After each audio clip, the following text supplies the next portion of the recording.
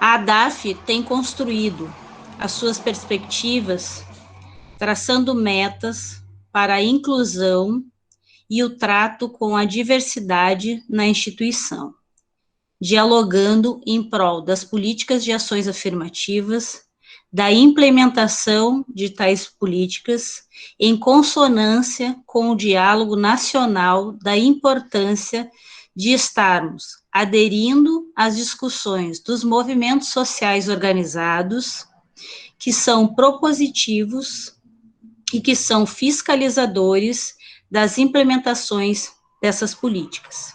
Nesse sentido, essa gestão criou esse órgão de gestão na sua complexidade, onde nós dialogamos com os núcleos de estudos afro-brasileiros dos campings da Unipampa, que somam um total de 10, com o NINA e com o NUGEDS, que é a novidade dessa gestão, que é o Núcleo de Gênero, Interseccionalidades e Sexualidades.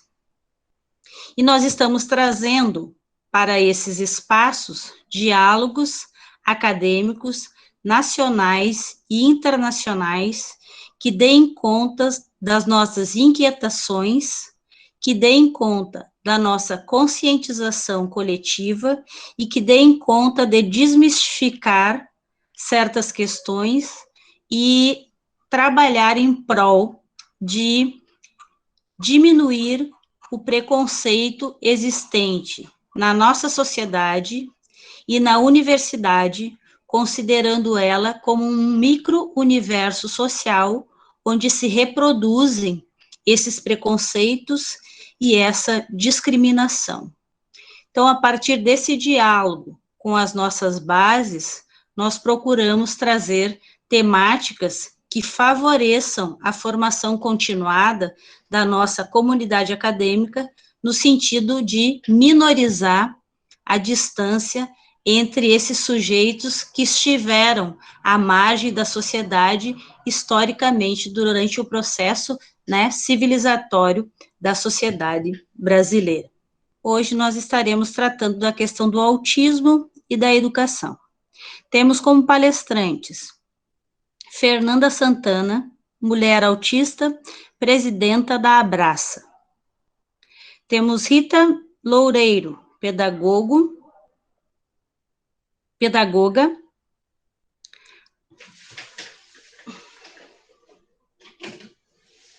Esqueci do meu óculos.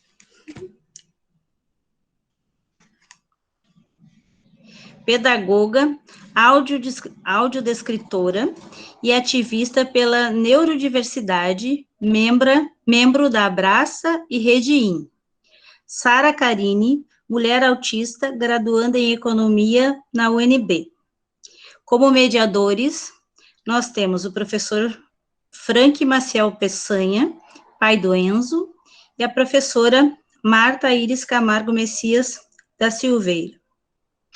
Então, eu passo a palavra ao professor Frank.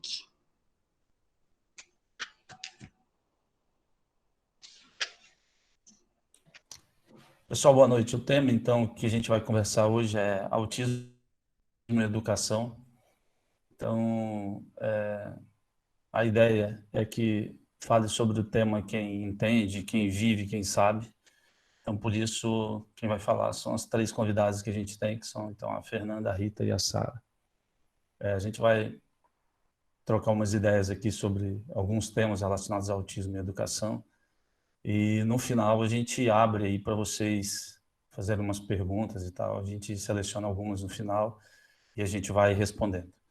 Queria agradecer muito primeiro as meninas, a Sara, a Rita e a Fernanda, e agradecer a Marta, que teve a ideia de toda essa atividade, do tema, e na verdade o que eu fiz foi contactar as meninas e aí estamos aqui hoje.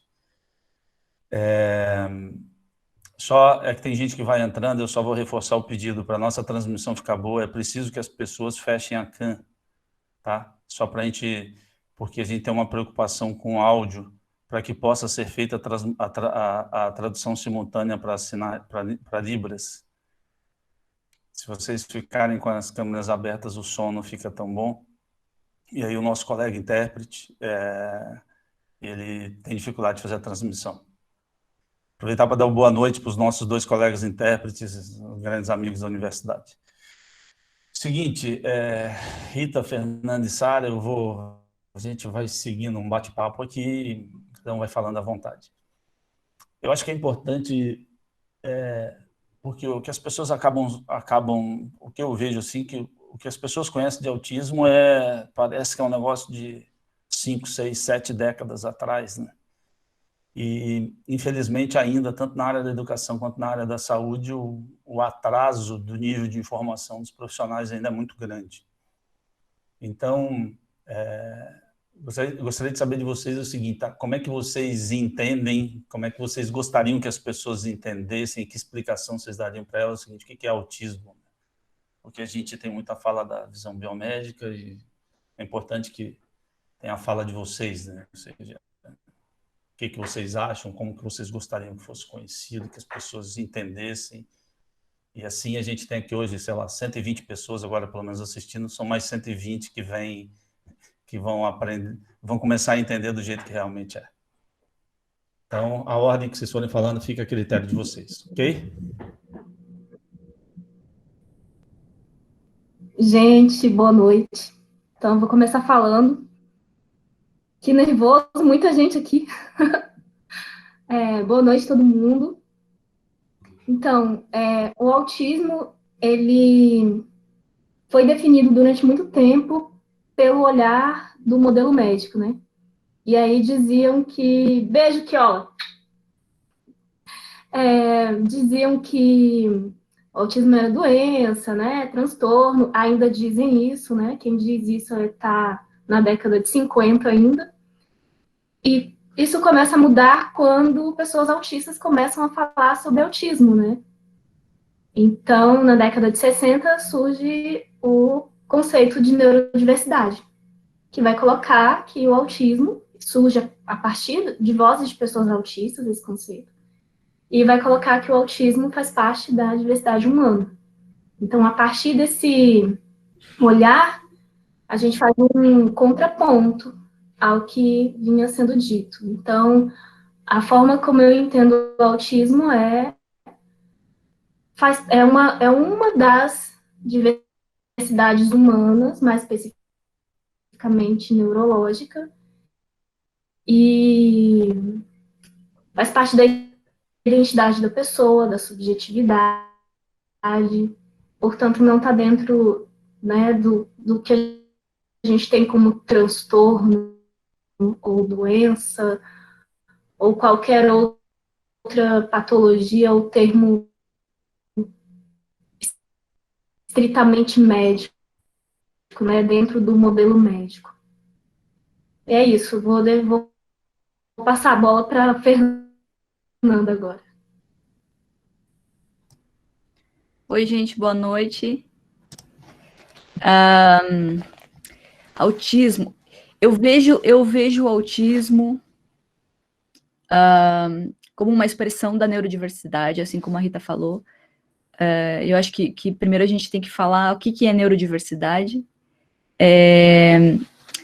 Eu gosto de definir neurodiversidade como a diversidade de cérebros que a gente pode ter, vários tipos de cérebros diferentes, e todos são válidos, todos são têm igual valor. Então, e a gente também pode dizer que o autismo é uma condição de neurodesenvolvimento. A gente nasce autista, a gente se desenvolve de uma forma um pouco diferente da maioria das pessoas, e no final a gente vai ser também um pouco diferente no nosso modo de ser, no nosso modo de viver a vida, no nosso modo de ver o mundo, e no nosso comportamento também. É realmente como ter um tipo diferente de cérebro. E isso pode vir com alguns impedimentos que são diferentes para cada pessoa. E quando esses impedimentos entram em contato com barreiras da sociedade ou dos ambientes, a gente vai experienciar a deficiência. Então, hoje, dentro do modelo social e de direitos humanos da deficiência, a gente tem que deficiência é a interação entre impedimentos, que são coisas que as pessoas têm, e barreiras que podem ser na arquitetura dos lugares, pode ser na forma como as cidades foram construídas, pode ser na comunicação, na forma de como as pessoas se comunicam, na forma como as pessoas acessam informação, e pode ser também na atitude das pessoas. E aí, quando essas barreiras e esses impedimentos interagem uns com os outros, e o resultado é uma desvantagem, é uma restrição na participação plena e efetiva na sociedade, em igualdade com as demais pessoas, aí a gente tem a deficiência. Então, eu acho importante também dizer que autismo é uma deficiência, por conta desses impedimentos que vêm junto, e das barreiras que a gente tem na sociedade e nos espaços.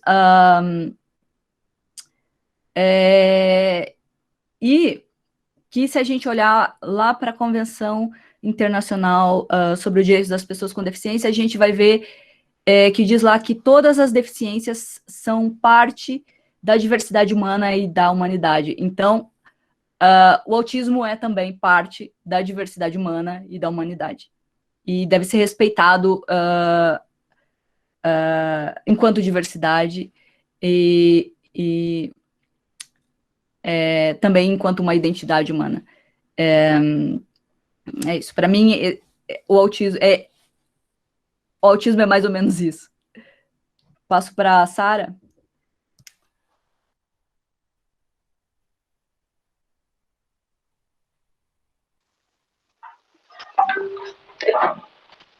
Olá, para mim, o autismo é minha forma de ser mesmo, de interagir com o meio, que é um pouco diferente das outras pessoas, mas é só isso.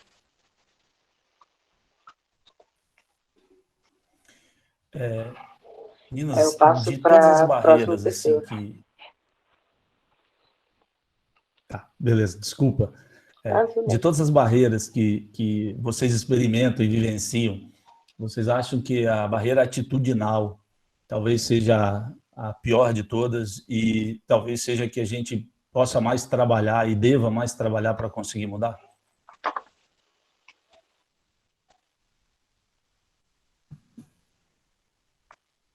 O que acontece, né? A gente tem uma série de barreiras, barreira física, barreira de comunicação, barreira arquitetônica, e todas elas nascem a partir da barreira atitudinal. Então, se a gente conseguisse, o que eu acho muito difícil, sendo bem realista, acabar com a barreira atitudinal, a gente não, teoricamente, a gente não teria as outras barreiras. Então, sim, eu acho que é a primeira barreira e a mais importante de se desconstruir, né? A gente tem no ordenamento jurídico alguns elementos já que trazem essa desconstrução da barreira atitudinal. Por exemplo, a gente tem o desenho universal, mais especificamente com relação a gente tem o desenho universal da aprendizagem, e a gente tem o conceito de acessibilidade, né? Então, no momento em que todo o ordenamento jurídico atual se desenha no sentido de reconhecer a deficiência, como a Fernanda falou, né, como sendo o encontro entre impedimentos e barreiras, acaba que a gente automaticamente caminha para esse foco atitudinal. Porque se a gente não tem essa barreira atitudinal, então eu não vou, quando eu for desenhar ou projetar um prédio, eu não vou fazer ele já com barreiras, eu vou fazer ele de maneira acessível, né? Eu vou imaginar escadas, portas largas, e todas as formas de acessibilidade arquitetônica. Também vou imaginar conforto acústico, né, conforto sensorial, para que esse ambiente não tenha barreiras para pessoas autistas. Então, e isso chega também na educação, quando a gente fala em desenho universal e desenho universal da aprendizagem. Quando a gente vai pensar a escola, a gente não vai pensar uma escola voltada para um segmento, um determinado tipo de estudante, a gente vai pensar a escola para as pessoas, que é isso que é inclusão, né? A inclusão é para todas as pessoas. Se tem um porém, já não é inclusão. Ok, a gente inclui, mas aí já não é inclusão. Mas autistas com alta demanda de suporte não poderão estar dentro dessa escola. Aí já não é inclusão. No momento em que você pensa a educação a partir desse modelo, e isso é uma questão atitudinal, você vai imaginar, você vai criar estratégias, vai fazer pesquisas para que se inclua todo mundo. Então, a barreira atitudinal, ela cria as outras barreiras, e a partir do momento que a gente consegue dissolver essa barreira, a gente mexe em todas as outras.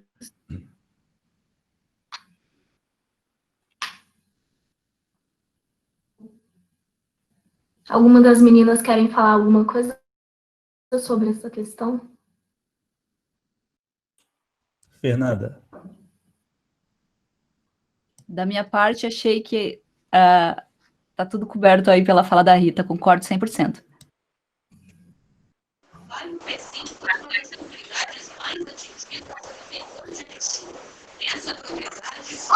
Vocês experimentaram, é um tema que a gente vai entrar depois, né? Mas vocês experimentaram muito dessa barreira atitudinal também. Quando, na parte da educação e da saúde, sempre que vocês precisaram da saúde, ou também quando vocês estavam nas escolas ou nas universidades, são ambientes de barreira atitudinal forte, ou ali vocês acham que nem tanto? Ou é mais?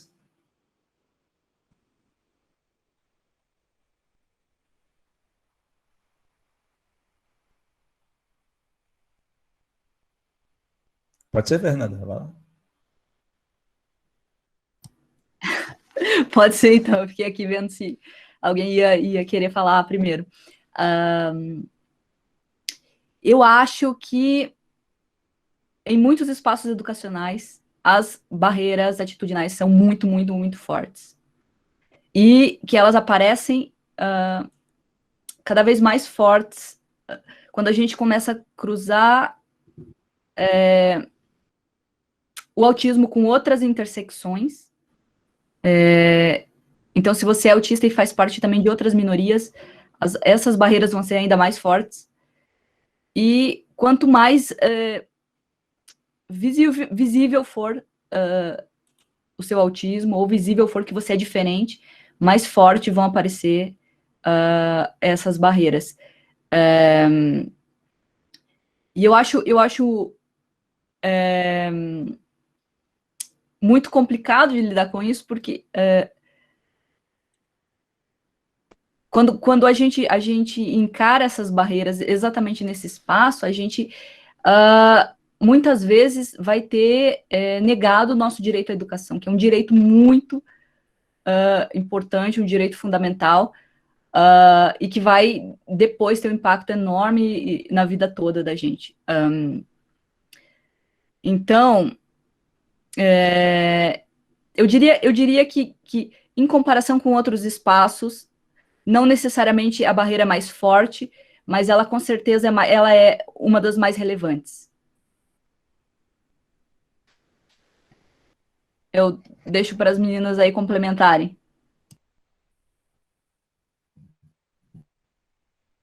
Rita, Sara. Meu microfone está ligado? Eu não estou conseguindo ver aqui. Oi.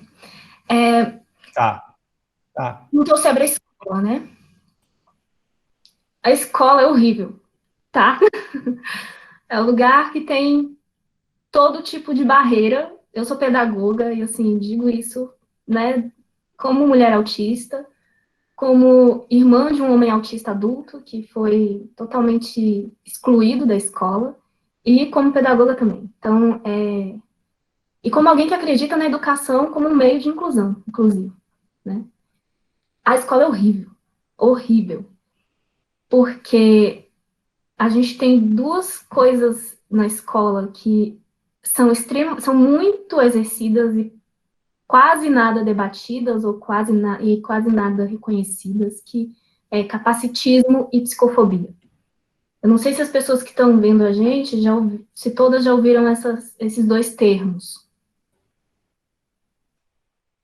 Eu tenho certeza que não, Rita. Pode já explicar para a gente, explicando para todo mundo o que significam os dois. Ah lá, alguém disse verdade, já ouvi. Então, o capacitismo e a psicofobia são dois preconceitos, né? A gente falou de barreiras atitudinais, eu acho que, no meu entender, capacitismo e psicofobia são duas raízes das barreiras atitudinais. O capacitismo é o preconceito contra pessoas com deficiência, e a psicofobia é o preconceito contra pessoas neurodiversas, com qualquer tipo de neurodiversidade. Então, a gente precisa primeiro entender o que é preconceito, né? Preconceito é você hierarquiza as pessoas. Você coloca que algumas identidades é capacitismo, não é incapacitismo, capacitismo.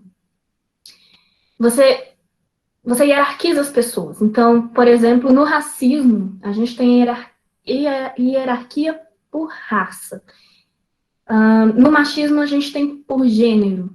Isso, capacitismo, Cláudia.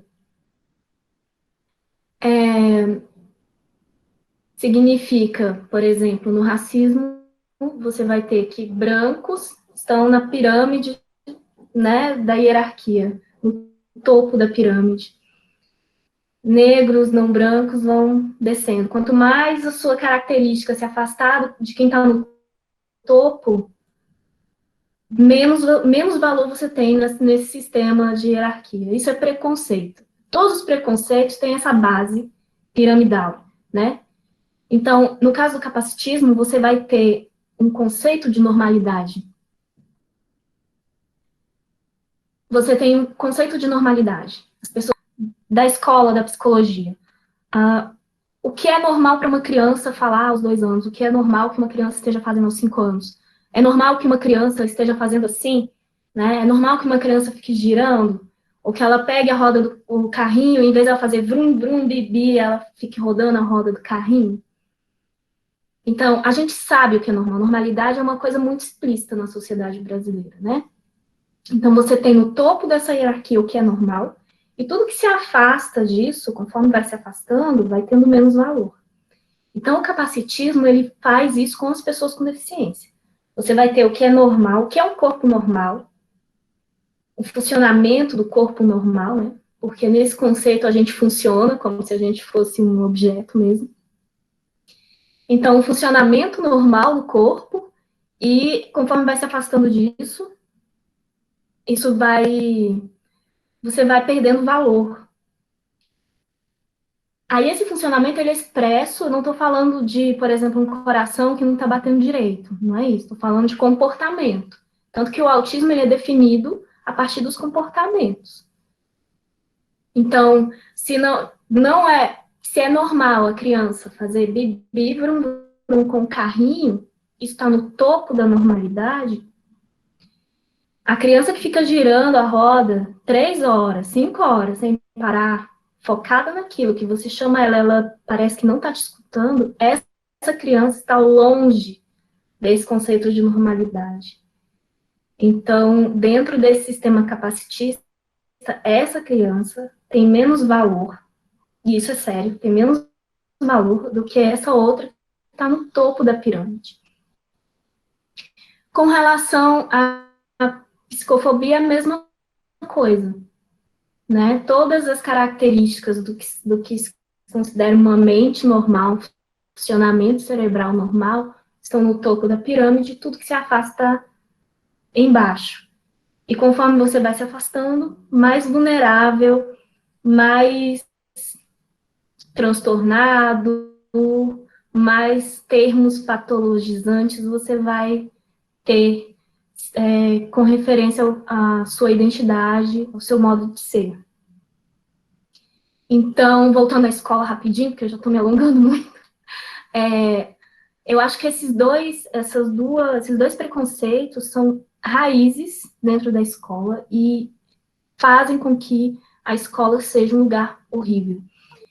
Eu passei quando eu era criança, então eu tive que enfrentar essas barreiras com estratégias mesmo. O autismo, conhecido como síndrome de Asperger, né, que é o autismo, torna um diagnóstico no Brasil em 94, então eu sou de uma geração que passou pela escola e não foi, a maioria, né, principalmente na minha classe social, não foi percebida, apesar de tudo, de todos os comportamentos, dificuldade de lidar com o barulho da escola, de lidar com prazos, com distinção executiva, etc.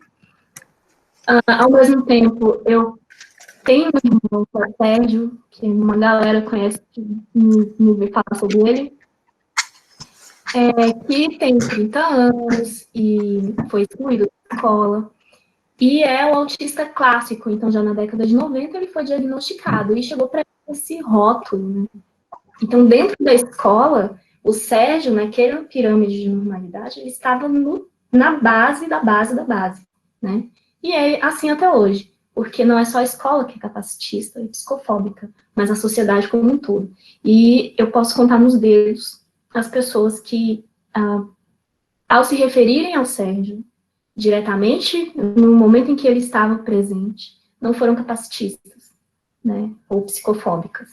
Então, quando a gente pensa na escola, a gente pensa só como ela é apenas um lugar onde as coisas que acontecem na sociedade parece que é mais intenso, mas está tudo diluído, né?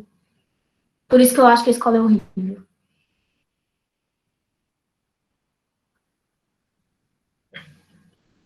Tinha ouvido falar, eu não entendia esses termos, eu tinha ouvido falar e não sabia bem o que era. Os 134 que estão aqui agora já estão bem explicados sobre o tema.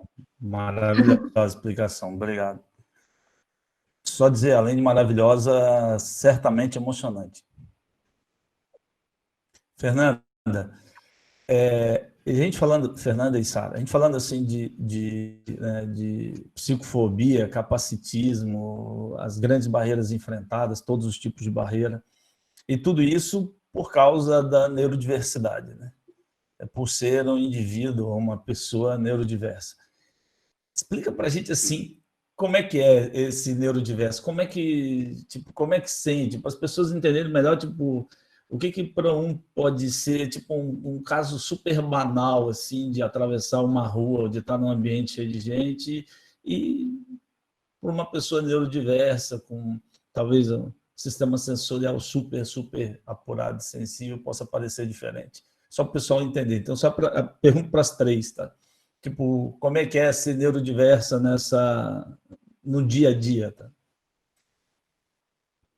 Podemos começar com você, Fernanda, aí depois a gente vai passando para as meninas.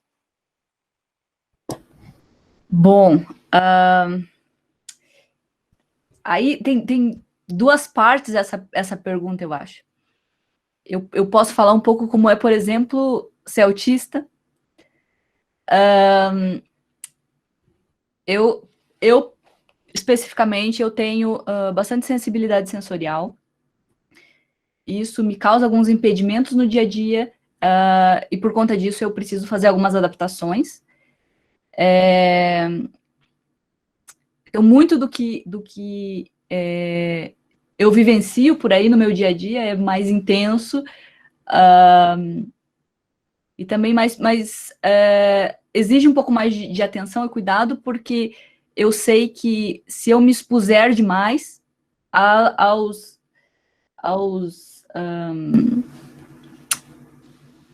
inputs, aos estímulos que estão aí no mundo, eu posso me sobrecarregar e me desregular. Isso pode me causar alguns problemas práticos que podem ser bem complicados de lidar no dia a dia, além de ser bastante desagradável. Então, eu preciso fazer algumas adaptações práticas. Por exemplo, eu tenho muita dificuldade de lidar com barulhos muito altos, nível de ruído muito alto, luzes muito forte, ou luzes que piscam. Para mim é bastante complicado. Então, eu sempre ando com um protetor auricular no ouvido, óculos de sol dentro da bolsa, porque aí eu sei que eu posso usar aquilo ali como proteção. E eu tenho que sempre estar atenta, porque esses estímulos vão me sobrecarregando, vão me cansando, e aí quanto mais cansada, mais sobrecarregada eu tô, mais sensível eu fico. Então, às vezes, eu entro em um ambiente e eu tenho que analisar, eu tenho que pensar, poxa, quantos minutos eu consigo ficar aqui? Quantos minutos eu consigo ficar dentro do supermercado? Quantos minutos eu consigo ficar dentro desse restaurante? E aí eu vou ajustando o meu dia a dia conforme esse tipo de coisa. Alguns ambientes são inacessíveis para mim, e aí eu simplesmente evito. Ou então eu preciso de apoio para acessar esses ambientes. E além desse aspecto do autismo, que é a parte sensorial, eu também lido com algumas questões de socialização. Então, às vezes, é difícil eu ter certeza do que as pessoas querem dizer com alguma coisa, ou se as pessoas, se elas não são diretas na fala delas, eu tenho que ficar perguntando. E, às vezes, eu acabo me vendo em situações um pouco inesperadas, por interpretar de forma incorreta, ou então eu sou mal interpretada no que eu digo, porque eu sou muito direta, e aí as pessoas acham que eu estou sendo irônica, ou que eu estou sendo grosseira. Isso também exige algumas adaptações no dia a dia. Então, isso é a parte prática do autismo para mim, Fernanda, especificamente. Enquanto neurodiversa é um pouco mais complicado. Por conta desse sistema capacitista e psicofóbico que a Rita contou pra gente, a gente sai de casa já sabendo que a gente pode sofrer algum tipo de discriminação na rua. Já aconteceu de eu estar andando na rua e me pararem para falar, gente estranha, desconhecida, me parar para falar, moça, você sabe que isso aí que você está fazendo é coisa de gente louca? E claro que a gente fica com medo de abordagens assim, claro que a gente fica com medo de violência, porque a gente vive um mundo que não é gentil com quem é diferente. Então, já teve momentos da minha vida em que eu fiquei com muito medo de ir parar num hospital psiquiátrico, de ser internada, ou de parar em alguma situação de vulnerabilidade muito grande por conta dessas questões, de ser muito diferente das outras pessoas, e aí a gente fica tendo que se planejar, poxa, se eu precisar de apoio, com quem que eu posso contar? Será que eu vou ter minha autonomia respeitada? Em alguns momentos da minha vida eu não tive. E aí, conforme a gente vai aprendendo sobre essas violências que a gente sofre, a gente vai também tendo que se planejar, o que é uma coisa absolutamente horrível, mas a gente se planeja porque a gente sabe que pode acontecer de novo, ou que a gente pode se ver em situações que são violações de direitos humanos, mas que, né, é melhor a gente se precaver do que, enfim. Aí, então são duas coisas. São duas coisas que tem a ver comigo mesma e tem a ver com como eu vivo nessa sociedade preconceituosa e violenta em que a gente vive. É isso.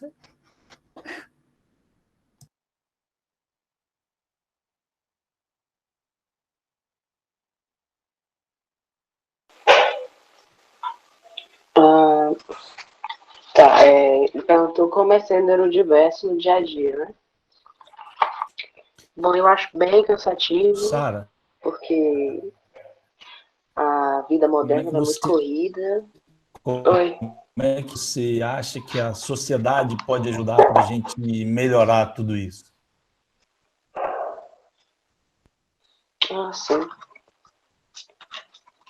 Eu acho que a primeira coisa que as pessoas devem fazer é se informar sobre igual a gente está fazendo agora.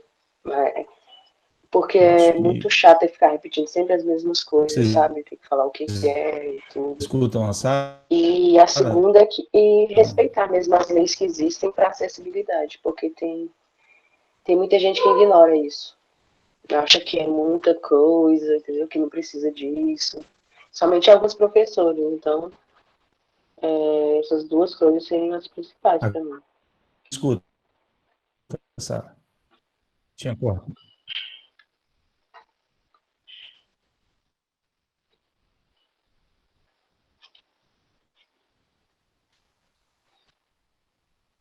Será que caiu a Rita?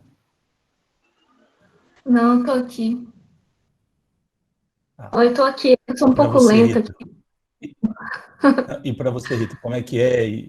Diz aí. Não precisa ser para Então, você, né? Pode ser em linhas gerais para que as pessoas também entendam, tipo, como pode ser, né?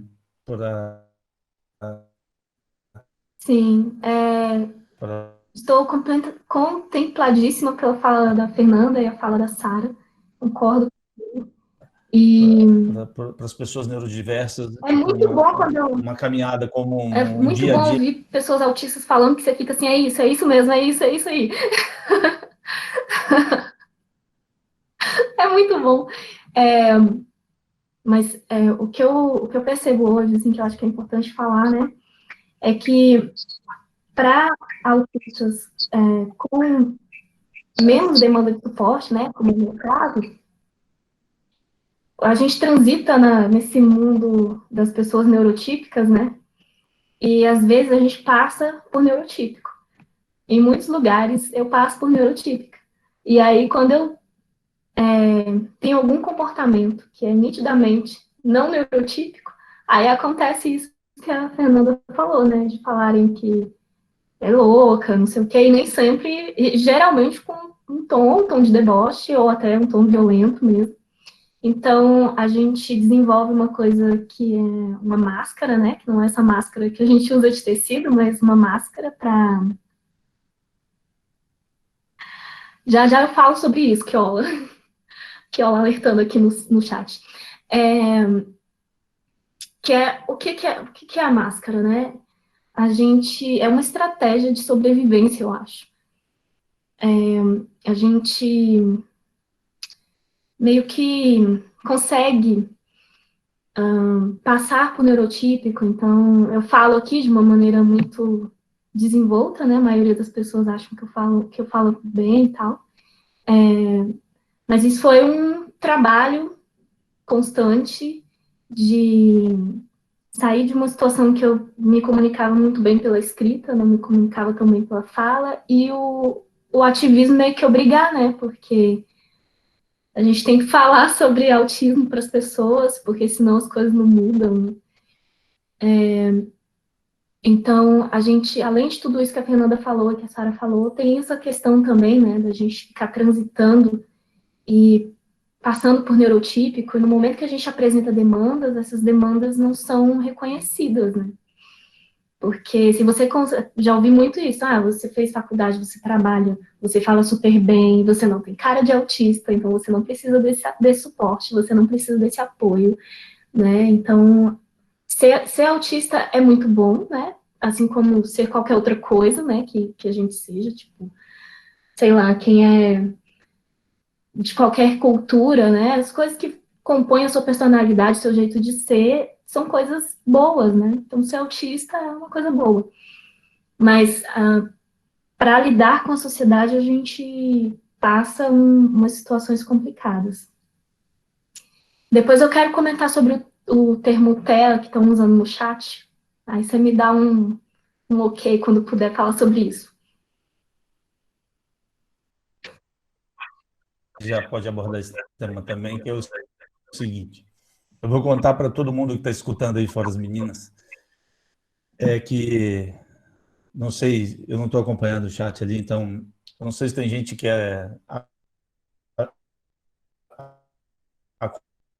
acompanha o movimento autista, que nessa live, grandes ativistas da causa, são pessoas que causam muita transformação, que ajudam um monte de gente a ver diferente e tal. Então, acho que é importante a gente falar de ativismo, né? Então, a gente falando de ativismo é o seguinte, a gente juntar tudo numa coisa só, né? Qual a importância, tipo, primeiro, o que levou, como é que vocês acabaram indo para o ativismo? O que levou vocês para o ativismo? E, tipo, o que o ativismo para vocês hoje? O que isso representa na vida, no tempo, da importância da vida de vocês? E aí podemos começar numa ordem Fernanda, Sara, Rita, e depois a gente vai. Mas podem ir falando ao mesmo tempo também, isso é só para dar uma direção, mas não obrigatória, ok? Está contigo, Fernanda. Sobre isso eu podia falar há muito tempo. Deixa eu pensar o que é mais prioritário aqui para eu começar. Eu diria que eu comecei no ativismo meio que sendo levada, porque eu fui percebendo que eu podia fazer pequenas intervenções, às vezes fazer uma postagem no Facebook, ou conversar com colegas no corredor, e levar informação para as pessoas, e aí então começou devagarinho. E eu fui percebendo que isso trazia resultados práticos. E aí eu fui indo, e foi tomando uma proporção muito grande para mim. Eu diria que hoje é uma das minhas atividades principais. Então, além de dar muito do meu tempo para o ativismo, eu também sou servidora pública, e eu sou universitária. Eu estudo arquitetura e urbanismo, e eu também tenho a minha vida pessoal, claro, e então eu vou regulando meu tempo, e às vezes eu priorizo o ativismo sobre as outras coisas, porque é uma coisa importante para mim, e eu acho que é uma coisa importante para a sociedade, os movimentos sociais são importantes, eles trazem mudança, e eu diria que o ativismo é uma questão de sobrevivência, para a gente enquanto grupo. Os movimentos sociais são questão de sobrevivência. A gente está lutando pelos nossos direitos, enquanto cidadãos, enquanto pessoas, e enquanto grupo. Então, eu não estou no ativismo porque eu sou boazinha, não estou no ativismo para ajudar ninguém, eu estou no ativismo porque é uma questão de sobrevivência para a gente, e para mim também, enquanto pessoa autista. E aí eu vejo que eu posso fazer a minha parte nesse sentido, nem todo mundo pode, nem todo mundo quer, e as pessoas que estão envolvidas com isso, elas também contribuem de formas diferentes, e em quantidades diferentes, e tudo isso é importante. Hoje eu estou envolvida com um movimento associativo, ativismo mais formal, digamos assim. Então eu participo eu vou para espaços mais formais, vou para audiências públicas, consultas, eu viajo por aí, eu participo de treinamentos, eu dou treinamentos, reuniões, um monte de coisa. E eu estudo pra caramba, então eu sempre estou com legislação embaixo do braço, sempre estou com a convenção pelo direito das pessoas com deficiência dentro da minha bolsa, aonde quer que eu vá, porque para mim isso também é importante, eu não só estar falando por aí, mas eu saber o que eu estou falando, para também contribuir de uma forma positiva, que não seja rasa, que seja relevante, que seja... enfim, que seja na direção certa. Então, eu acho que é isso. Passo aí para as meninas continuarem. Então, né, ativismo é sobrevivência, e eu acho que a maior parte das minhas atividades, assim, e das atividades que me exigem criação de estratégias, eu diria, né, vem do ativismo, porque,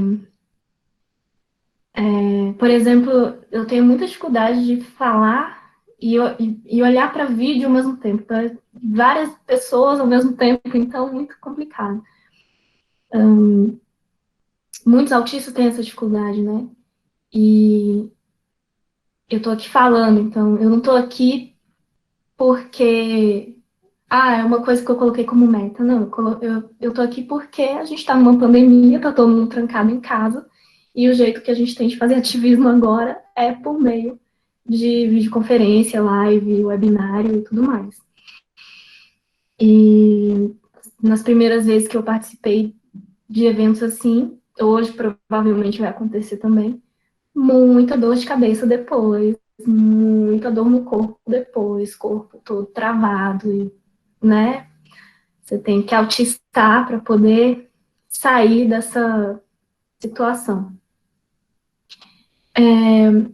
Eu concordo com a Fernanda, eu acho importante essa fala dela de dizer que, né, não é ativista porque é boazinha, porque tendem a colocar o ativismo como uma coisa de pessoas boas, né?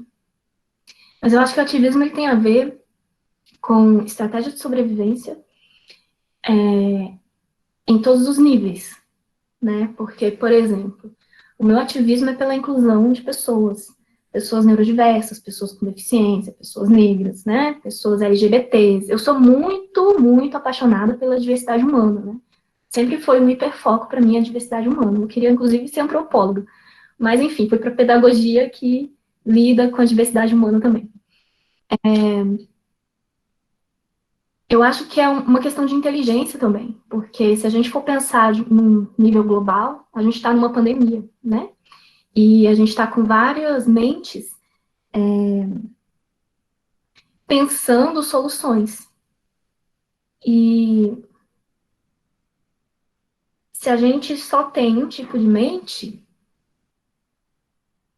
pensando, a gente não chega, não dá conta. A gente não dá conta.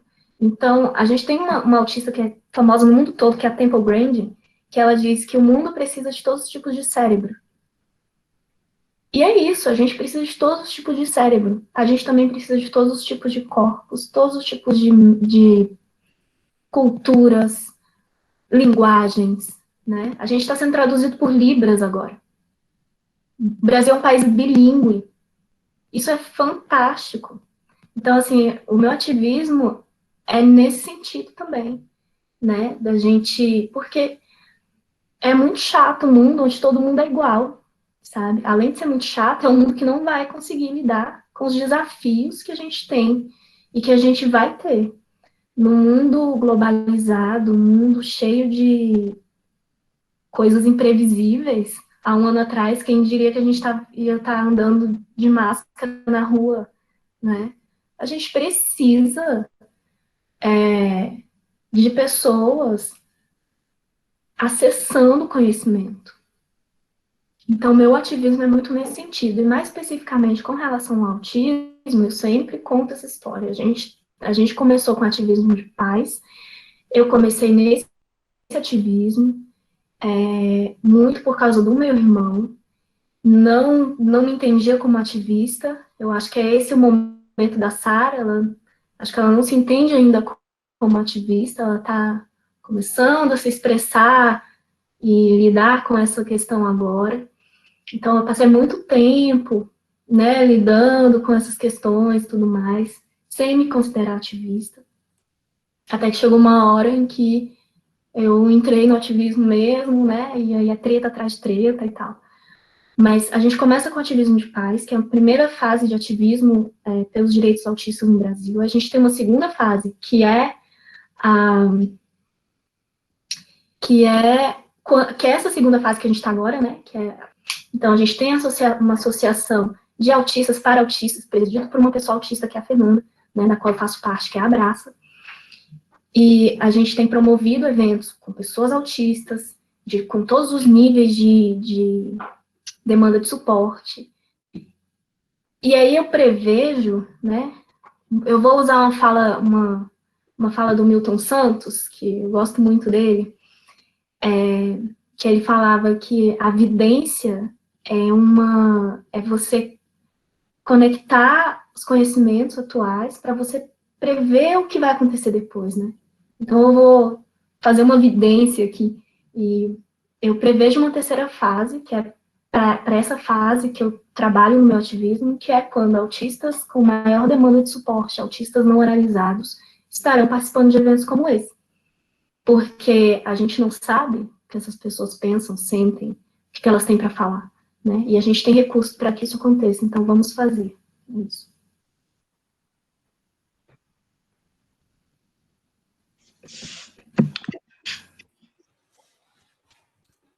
A gente precisa, né, sabe? A gente precisa chegar a esse Professor ponto, né? Franklin, Só fazer um comentário. depois do seu comentário, Oi. posso fazer um também? Não, por favor, faz você primeiro. Damas primeiro sempre. Vai lá.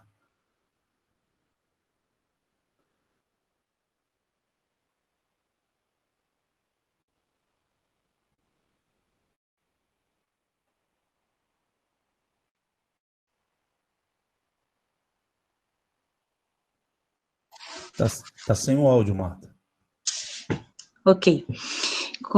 Ouvindo as meninas falarem sobre a questão do ativismo, né? Que fica com esse estereótipo de que são pessoas boazinhas, que fazem o bem e tal. E daí eu fico pensando na questão do ativismo negro, né? Que é tão diferente, porque a gente fica com uma fama bem contrária, viu, meninas?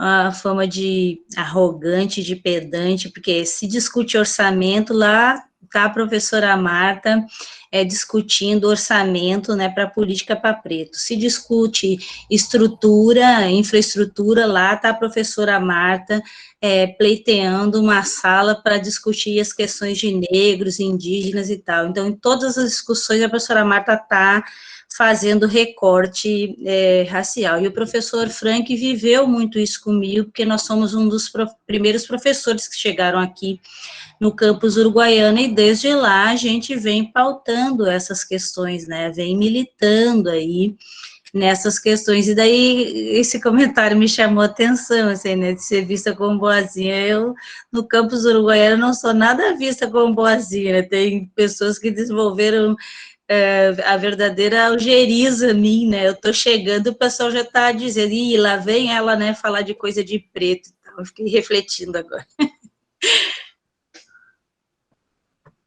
Eu acho que aí tem a questão do racismo, né? Muito presente, com certeza, né? Porque no racismo tem essa coisa, a mulher negra que fala, ela é arrogante, né? Já tem isso com relação à mulher, especificamente. Aí com relação à mulher negra, mais intensificamente. Se a pessoa estiver falando, defendendo os direitos de pessoas negras, aí piora tudo. Mas no ativismo pelo autismo, eu acho que tem uma questão muito ligada ao capacitismo, porque no capacitismo, o capacitismo se liga muito ao modelo caritativo. E no modelo caritativo, a pessoa com deficiência, ela é coitadinha. Então, se você faz alguma coisa para uma pessoa que é coitadinha, então você é uma pessoa boazinha. Né? São dois tipos de preconceitos que se expressam de maneiras diferentes, eu acho. Estou pensando agora, Fica claro aí, né? não tenho muita certeza também. Não, Rita, eu concordo, e fica claro que muitas vezes o capacitismo e o preconceito, ele vem, tipo, maquiado de uma coisa bonita, né? Tipo, legal, né? Assim, eu tô aqui gastando meu tempo com você e você ainda reclama de mim, né? Mais ou menos assim, né? Tem uma galera assim, né? Tipo, tô aqui, e por aí vai, né? Não vou nem entrar na questão da saúde, mas um dia a gente pode fazer uma para a questão da saúde, do pessoal que ainda no século XXI, terceiro milênio, está buscando a cura, né? A cura para canhoto, a cura para destro, a cura para sei lá o que, tá louco. Seguinte, eu acho que tem muita gente, essa live, se vocês concordarem, depois a gente vai disponibilizar na página da universidade, e tem muita gente das licenciaturas aqui. Eu acho que é muito importante, tipo, vocês darem o recado de vocês para o pessoal da licenciatura. Eu acho que, certamente, na universidade a gente vai começar uma discussão que a gente tem que trabalhar para criar leis para que seja necessário ter uma carga horária específica para os cursos de graduação, tanto na área da saúde quanto licenciatura. Eu acho que é preciso que a gente crie uma disciplina chamada deficiência, para que as pessoas deixem de ter vergonha de falar, de ficar assim, não fala que a pessoa é uma pessoa com deficiência porque fica com mal-estar de falar, ou seja, as pessoas não falam porque elas não sabem, né? Aí vai aquela história, pessoa especial, é um anjo, você foi tocado por Deus, aquela história toda. Então, acho que ela é muito importante agora a gente dar um recado para o pessoal das licenciaturas, tanto quem está em formação, como quem já é formado, e pensando no amplo da licenciatura, assim, sabe? Não só a pedagogia, séries iniciais, mas para todo mundo, tipo, o cara que vai ser professor de química, matemática, física, né? Tipo, quais são as dicas, né? Porque, assim, é só para lembrar, a Fernanda faz arquitetura e urbanismo na Universidade Tecnológica Federal do Paraná, a Sara faz economia na Universidade de Brasília, e a Rita é pedagoga formada na UNB. Okay? Pedagoga, autodescritora, mais um monte de coisa. Então, elas passaram por todos os, digamos, os níveis de... estão passando por todos os níveis de instrução na educacional. Então, acho que agora é a hora que a gente está caminhando mais para o final, mas é a hora do tipo, vocês darem um recado, tipo, o que essa galera precisa saber, o que eles precisam ouvir, desde quem pega um garotinho autista, para quem pega um homem ou uma mulher autista, pega no sentido de encontra, né? Esse homem, essa mulher autista na universidade. Tá por vocês. Sara, quiser contar. Sara, se puder vamos começar com a Sara, ela contando a experiência dela na UNB. Pode ser, Sara?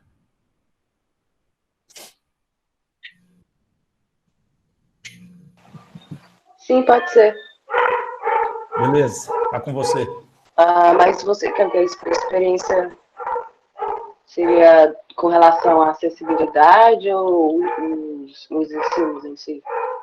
Sara, o recado que você quiser dar para essa galera, pensando assim, tem uma turma da licenciatura que vai ser professor de criança, de adulto, que dá aula na universidade, o recado que você quiser dar, e aí se você já quiser entrar também na sua experiência na UNB, fica a seu critério, pode ficar 100% à vontade para falar o que você acha melhor. Bom, assim, com relação à educação de crianças e adolescentes, eu acho que os professores deviam ser mais informados, né? Porque eles poderiam até, por exemplo, encaminhar esse aluno, caso ele não tenha um diagnóstico, ou então dar um atento, assim, para os pais, né? O seu filho tem certas dificuldades e tal. E às vezes não, esse aluno ele fica lá jogado e o professor nem se toca, entendeu? Não... Então, primeiro seria isso. Eu acho que os professores poderiam ajudar nisso, né? Educação. E na universidade, na UNB, como é que está sendo? E no ensino desculpa. médio. Desculpa, eu te cortei. Na UNB é complicado, né? Tá. Eu acho assim, que nas universidades ainda há muita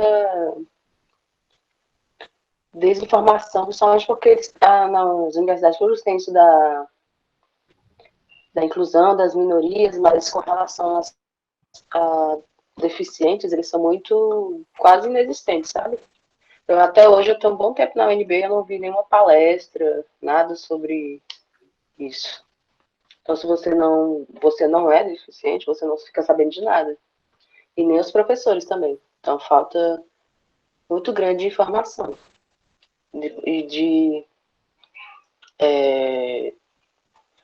socializar mais com as pessoas que têm deficiência, para você conhecer mais sobre as dificuldades dela. Eu acho que é uma boa forma de saber. Isso não acontece, elas ficam excluídas.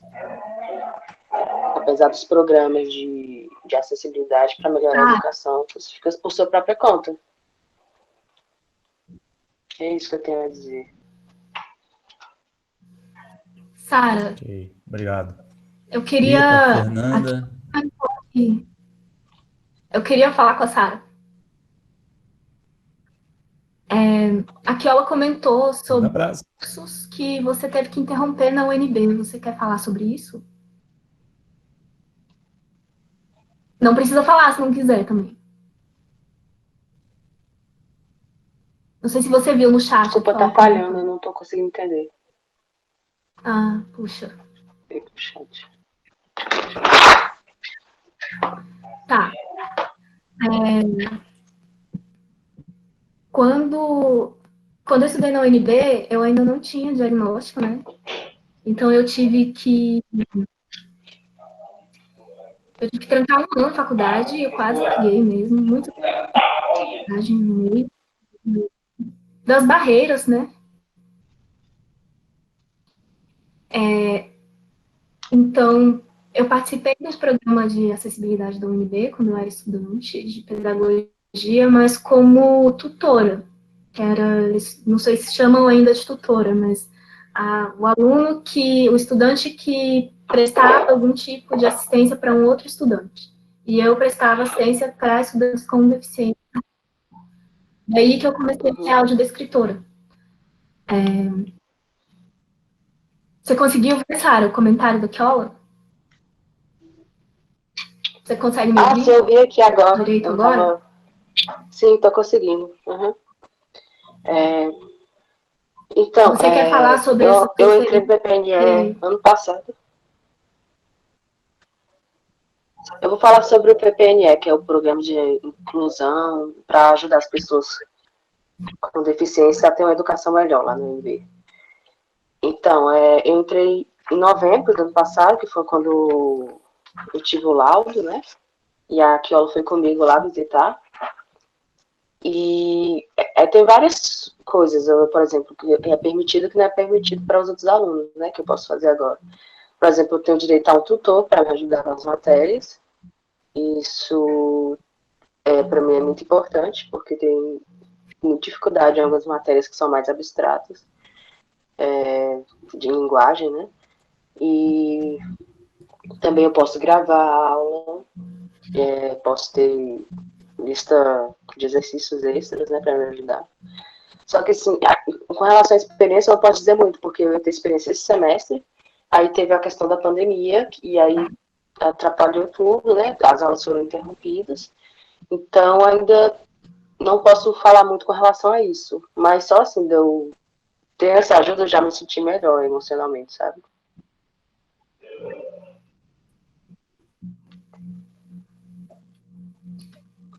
Rita? Vou continuar com o meu relato aqui. Tá. Então, eu acho que a PNE está fazendo um caminho, né? Lento como tudo que acontece, é um pouco lento para a gente, que precisa, né, das coisas. Quando eu me formei, o autismo ainda não era deficiência na lei, né? Então, não estava nem coberto pelas ações de acessibilidade da universidade. E eu estou em contato com o pessoal do PPNE, a gente está para agendar uma reunião, inclusive, para falar sobre a figura do assistente pessoal. O assistente pessoal é uma figura muito importante, prevista no nosso ordenamento jurídico, que não existe na prática, né? E o fato dessa figura não existir na prática é uma imensa barreira. Porque imaginem, por exemplo, uma pessoa que tenha muita demanda de suporte, adentrando a escola, essa escola que a gente tem hoje, e que ela precisa de um assistente pessoal para, sei lá, fazer anotações para ela, ou para se comunicar com a professora, facilitar fazer uma mediação nessa comunicação com os outros alunos, que sem isso essa pessoa não consegue interagir, não consegue aprender as coisas, não consegue acompanhar a turma, enfim. Imaginem essa pessoa, e essa pessoa não tem acesso a essa figura do assistente pessoal, que é a pessoa que vai lá fazer esse trabalho de mediação pedagógica, uma pessoa que tem que entender de capacitismo, de psicofobia, de barreiras, tem que saber direitinho o que é deficiência, já tem que ter né, desconstruído esse modelo médico que a gente tem no Brasil hoje ainda, modelo caritativo e tal, já tem que ter se entendido como profissional, tem que estar dentro da instituição como um profissional também, né, não como os remendos que a gente vê por aí, de colocar trabalho voluntário, né, ou com uma ajuda de custo. Não, uma figura que precisa ser um profissional remunerado, inserido dentro da equipe, né? Sem esse assistente pessoal, a gente exclui as pessoas. Então, como a gente está se dirigindo a estudantes de licenciatura, eu acho que é importante que vocês entendam que, às vezes, vocês vão olhar para pessoas com deficiência e vão pensar, eu não dou conta, né? Eu estou com uma sala com 33 alunos e tem um aluno que está fazendo flap e girando e gritando, eu não dou conta. Só que o que acontece, o que eu vejo que acontece hoje, e acontece desde sempre, na verdade, é professores, educadores extremamente sobrecarregados, eles têm a seguinte visão: aquele aluno precisa de um medicamento. Ele está daquele jeito que ele não está sendo medicado. Ou esse aluno não devia estar nessa escola, devia estar numa escola especial.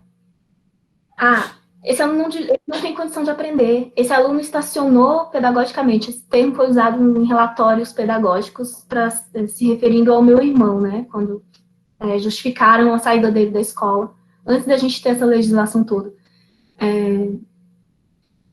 Estacionou pedagogicamente, não aprende, é incapaz de aprender. Isso são leituras que pessoas da educação, profissionais da educação fazem.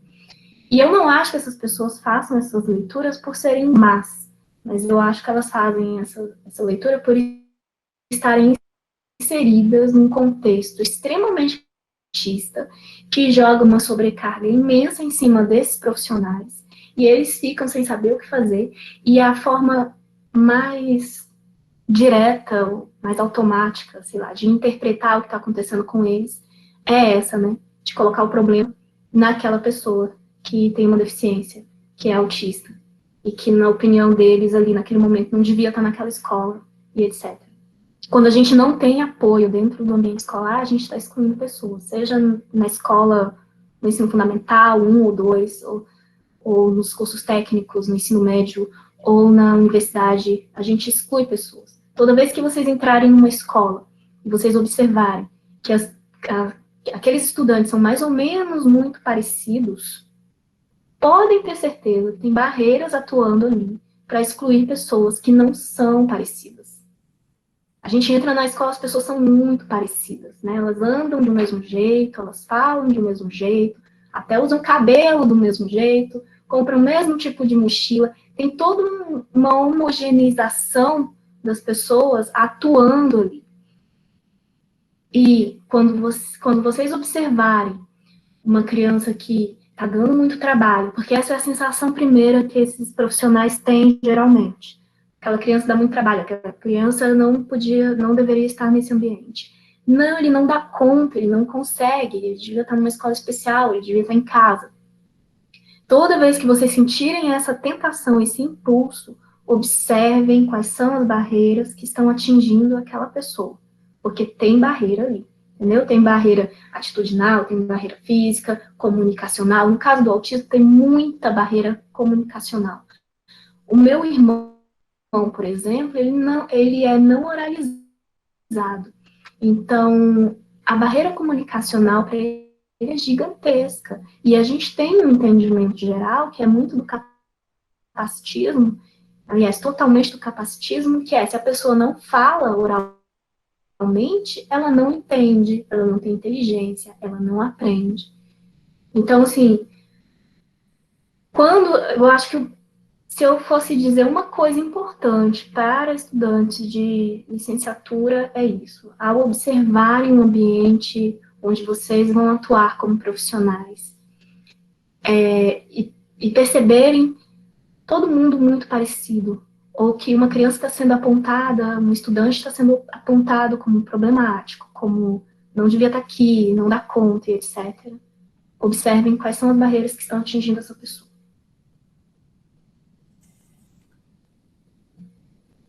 É isso, eu acho que eu encerro Beleza. aqui. Só Minha fazer um fala. comentário como profissional da saúde, como fisioterapeuta, professor e tal. Mas nesse caso mais como professor, né? A gente tem que lembrar que o processo de educação envolve no mínimo 2 pessoas, né? E se tem alguém que não aprende ou que está com dificuldade de aprender, não necessariamente é o outro que não o professor, né? A gente tem que sempre parar e pensar, tipo, qual é a minha responsabilidade neste processo de dificuldade de aprendizagem também. Porque é isso que você falou, Rita. Dificuldade de ensinar, a gente nem existe. É que é bem isso que você falou. Já é identificado o outro, né? O caso a criança, ou adolescente, ou adulto, como sendo ele que tem a dificuldade ou que é o problema ou o que seja, né? Só vou fazer um breve comentário. Na universidade a gente vê isso acontecer também na universidade, que é onde o ambiente, eu acredito que deveria ser onde isso menos acontece, mas a gente também vê isso acontecer. Do tipo de se pensar que esse indivíduo não é capaz de cumprir aquelas 70 disciplinas, ok? Ele não pode ser aquilo que ele tem condição de ser, mas porque a gente tem uma obrigatoriedade técnica para isso e tal. Rita, é o seguinte, e Fernanda e Sara, um monte de gente ali falando de terra, dá a letra aí para explicar para o pessoal. Desce a letra, vai lá, explica para qual é a bronca de vocês e como é que a gente deve falar, qual é o jeito correto, porque para as pessoas, em geral, tanto faz como fala. É importante que as pessoas saibam que não é tanto faz como fala. Então, expliquem aí para o pessoal a questão da terminologia e tudo mais. Eu posso falar? Fernanda quer falar? Sara? Não me deixem falar muito. Pode começar, Rita, e depois a gente vai rodando. Ok, não me deixem me empolgar. Qual o problema do termo TEA, né? Transtorno. Quem gosta? Você ia gostar de dizerem que você é transtornado? Porque vamos pensar alguma característica sua. Você é mulher, você é transtornado. Ah, você é homem, você é transtornado. Ah, você é negro, você é transtornado. Você é branco, é transtornado. Qualquer característica, pense qualquer característica sua que te defina e pense, você ia gostar de que considerassem você um transtornado por causa disso. Não é só uma questão de gosto também, né? É uma questão do que isso implica. Se você tem um transtorno, então eu vou procurar remédios para você deixar de ter esse transtorno. E tudo que você faz é porque você tem um transtorno. Então, mulheres, né, pessoas que têm útero e que sofrem com cólicas menstruais, por exemplo, né? Você, nesse modelo, seria considerada uma transtornada e a sua cólica seria por causa de um transtorno, né? Então, provavelmente, a gente teria pesquisas de como acabar com o seu útero, né? Porque no autismo a gente tem pesquisa de como acabar com os instintos, que são os movimentos que a gente usa para se regular e tudo mais. Ou apenas para curtir, né? Não precisa ter nenhuma função também. Ecolalia. Ecolalia, eu não sei se vocês já ouviram falar de ecolalia, mas exatamente que, ó, é isso mesmo. Transtorno dá espaço para essas coisas de cura aí que a gente não quer. Ecolalia é a repetição de sons, palavras, frases, né? Então, meu irmão, ele fala muito odeia. Porque ele é nervoso, menino. E como uma pessoa não oralizada, ele sabe, né, usar bem os termos que ele consegue expressar. Então, quando ele não quer lavar louça, então ele fala odeia, né? E ele fala isso repetidamente. Seria considerado uma ecolalia. Outro dia, acho que foi ontem, aliás, que eu vi uma psicóloga no YouTube falando que ecolalia não tem uma função, E aí você tem que trabalhar para diminuir a ecolalia. Isso é efeito de alguém que entende o autismo como transtorno. Porque se você não entender o autismo como transtorno, você vai entender que a pessoa está usando uma linguagem, né? O que você pode fazer a partir dali para ampliar a comunicação da pessoa, porque a gente usa a linguagem para se comunicar, né? Para se comunicar, para entrar em contato com outro, com conhecimentos vários. A linguagem, o Leminski, ele diz que a linguagem é uma barata, é o maior barato do ser humano. Melhor do que drogas, alucinógenos, sexo. A linguagem é o maior barato. E eu concordo com ele. Porque você não precisa ter uma função para a linguagem, né? Assim como você masca chiclete, qual a função de mascar chiclete? Pelo amor, fala para mim, assim, a não ser a questão lá do avião que tem gente que usa, né? Não tem. Fumar cigarro, qual é a função de fumar? Não tem. Tem coisa que a gente faz, não precisa ter função.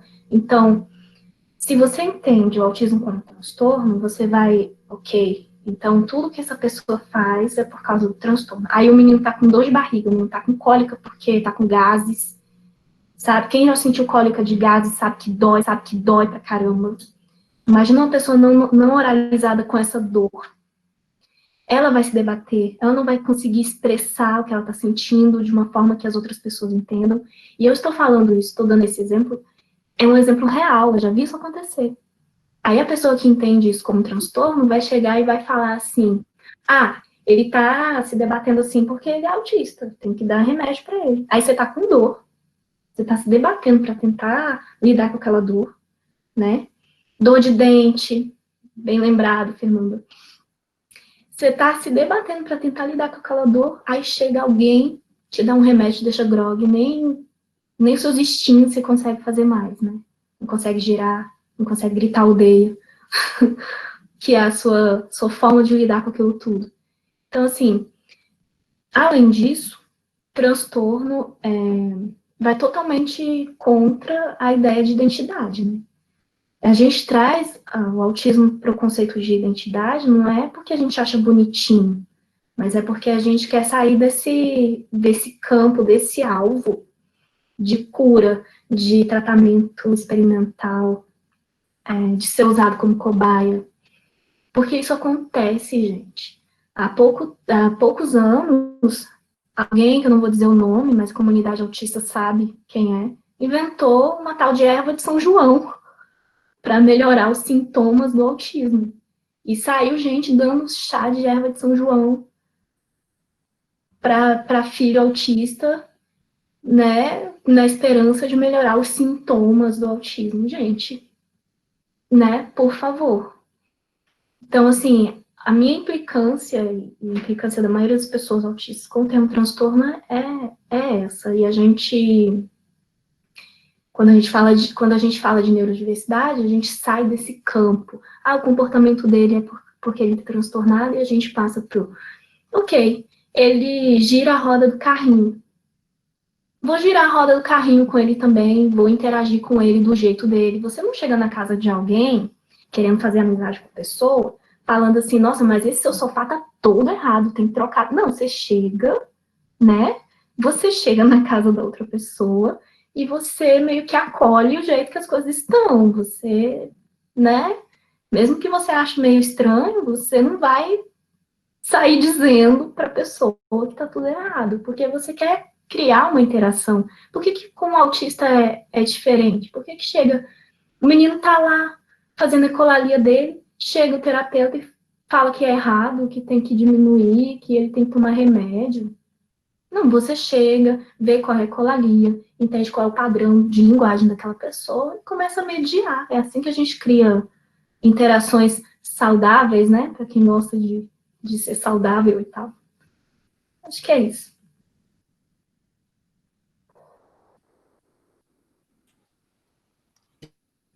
Ok, Fernanda, Sara.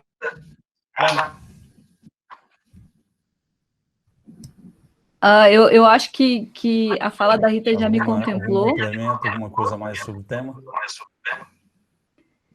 Na verdade, eu tenho Só uma coisinha para falar, mas não é sobre o termo TEA, é sobre a fala anterior, que eu senti falta de um termo, de uma expressão que eu acho que é importante. Eu estava aqui na expectativa que a Rita ia falar, ela não falou. Agora, ó, eu quero falar, porque eu acho que é uma expressão importante, que a gente tem que lembrar sempre, que é a expressão presunção de capacidade.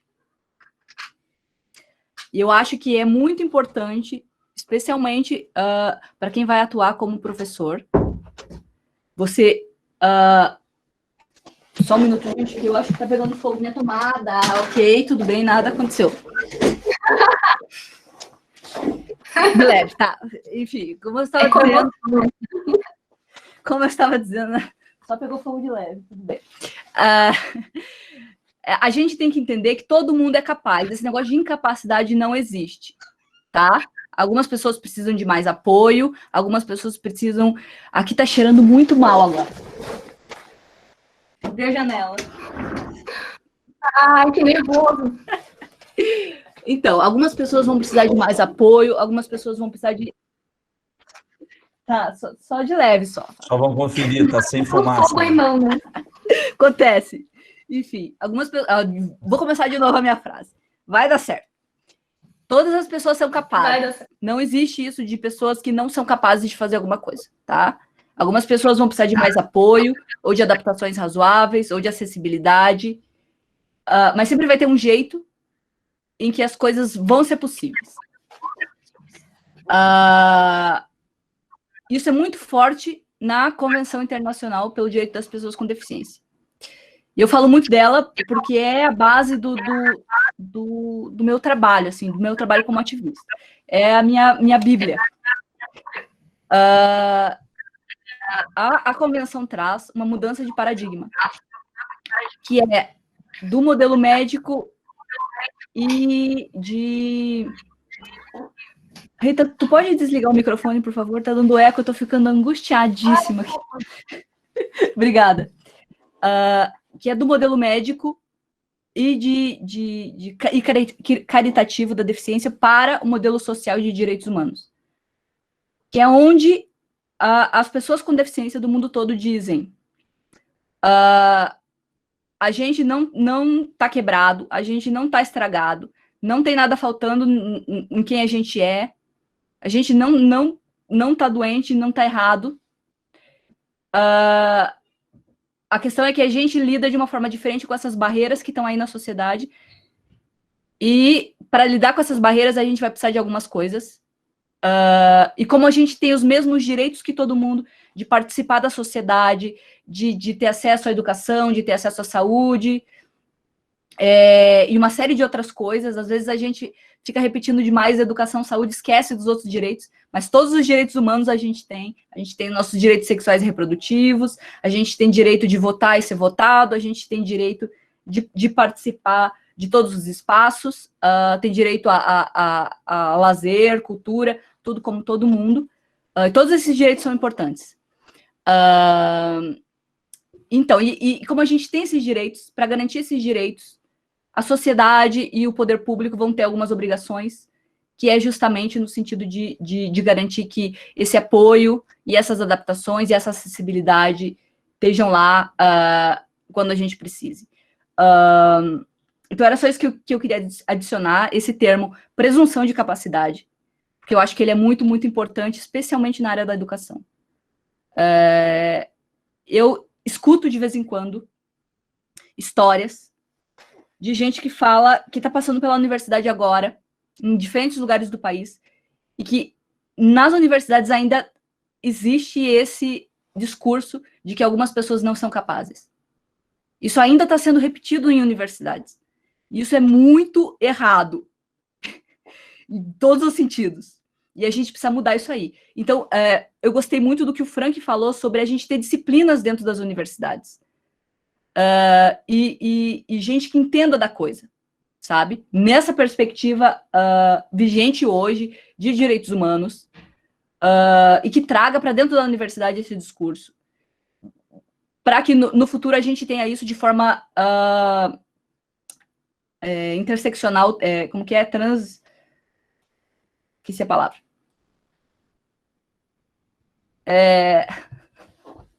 Não estou te escutando, Rita, agora liga de novo aí, me ajuda, qual que é a palavra? Transdisciplinar, múltiplo... Muito obrigada, gente. Para que a gente chegue lá, para que a gente chegue lá, a gente precisa primeiro botar profissionais dentro das universidades que tenham essa visão, que tenham esse conhecimento, para começar a trabalhar isso baseado em textos atuais, sabe? Não em coisa lá dos anos 50, porque muita coisa aconteceu de lá para cá, no campo, especialmente no campo da deficiência, muita coisa dos anos 60 para cá, muita coisa mudou. E a gente precisa se atualizar, a gente precisa atualizar as universidades, porque é aí que acontece a mudança. Na universidade que a gente tem que ser preparado para o que vem depois. Na universidade que a gente tem que aprender como é que eu faço. Eu estou estudando arquitetura, eu tenho que aprender, eu devia estar aprendendo na minha universidade. Como é que eu faço um ambiente acessível? Como é que eu construo de forma acessível? Como é que eu penso do ponto de vista do desenho universal? E eu, como estudante universitário, eu sinto falta disso dentro da minha universidade. Eu conheço um pouco mais sobre isso porque eu estou no contexto da deficiência, do movimento de pessoas com deficiência, mas eu tenho certeza que alguns colegas meus vão sair sem entender como isso funciona. E aí, o que adianta a gente fazer todo esse ativismo e lutar para que a gente tenha leis falando dessas coisas, se os profissionais que trabalham com isso não estão capacitados para entender do que a gente está falando? Então, é muito importante trazer isso para dentro da universidade. Eu gostei muito do que você falou, Frank. Eu achei massa, eu acho que a gente tem que ter isso dentro de todas as universidades aí pelo país. É uma estratégia muito importante para a gente de mudança e transformação social. É isso. Tem um livro, acho que é Democracia e Universidade, alguma coisa assim, que são 2 discursos do Saramago, que ele fez em 2 universidades brasileiras. Em um dos discursos ele diz o seguinte: tem que ter disciplina, tem que ter a disciplina de cidadania. Porque eu fico pensando o seguinte: se os nossos acadêmicos saem da universidade sendo só bons técnicos, nós não estamos cumprindo o nosso papel de universidade. Não está sendo um conhecimento universal, né? Então, hoje, você não aprender sobre cidadania, direitos humanos, aí, obviamente, sobre deficiência, né? Estamos atrasados demais, né? É igual o guri que termina o ensino médio e ele não sabe primeiros socorros, né? Então, a gente termina o ensino médio e não sabe primeiros socorros, não sabe o que é cidadania, né? Como é que a gente vai exercer cidadania se nunca explicaram para a gente o que é cidadania? Meninas, é o seguinte, a gente caminha para o fim agora. Dizer para vocês que, para o pessoal que está assistindo, vou dizer o seguinte: eu sei que tiveram perguntas ali, a gente tentou, na abordagem que a gente fez, para que as meninas já fossem respondendo as perguntas, eu acho que a maioria foi respondida.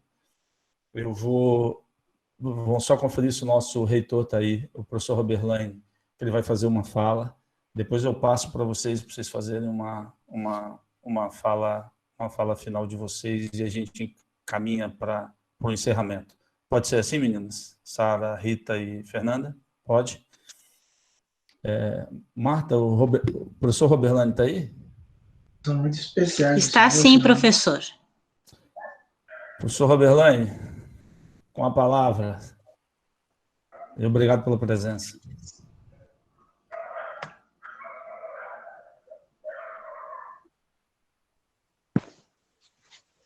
Só antes do Robert Lane começar a falar, fazer um pedido para vocês, que acho que vai ser bem legal. Se todo mundo puder, para a gente, tipo, para a gente ter um registro, né, disso.